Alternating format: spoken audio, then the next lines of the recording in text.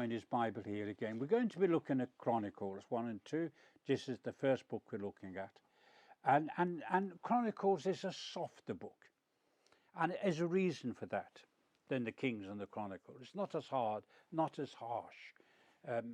We think it may have been put together by some priests in the days, or scribes after they came back from the exile from there, because it goes all the way through to the end and the beginning of the exile and coming back.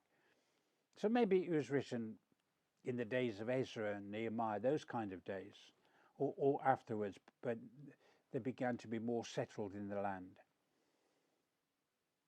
But in these softer books, there is a need to bring the chosen people of God, who are a remnant of God, numbered in a few thousand, to do something that was very important to Ezra and to Nehemiah, and very important for you and I to listen today.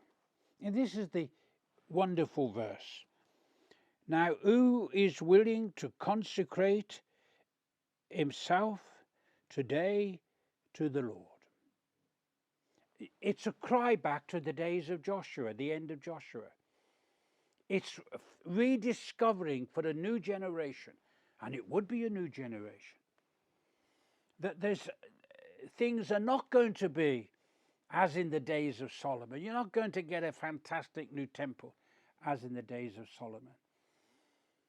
But what is important when you come back and you're going to build a wall around Jerusalem, you're going to build a temple, Zerubbabel's temple, that will be replaced later by King Herod's temple, Herod the Great temple. This was something that was so important. You see how personal it is. Even them. Now, who is willing to consecrate himself today to the Lord? And what you find, that the people who had jobs would also come and build. And out of each of the people who came back, the family groups that came back, they made dedications to it. They consecrated themselves to the building, to the rebuilding, to the renewing, to the reformation that was going to go on, to the change of life that was going to go on.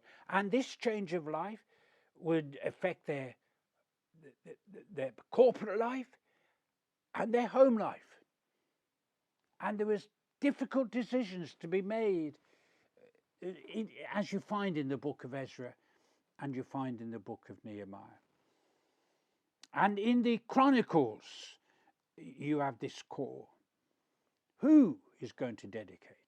So I give the challenge to me here and now, today,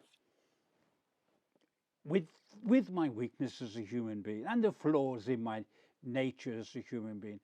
I want to dedicate myself to the Lord, to his work, to his building, to his progress. I want to dedicate who I am, what I am, what I have to the Lord. I want to be a God person, a Bible person, a believing person, a Jesus person. I want to be a fellowship with God's people person. I want to be a gospel person. I want the love of God to reach out through me to somebody else. Now, who is willing to consecrate himself today to the Lord? This is the word of the Lord. Boy in his Bible.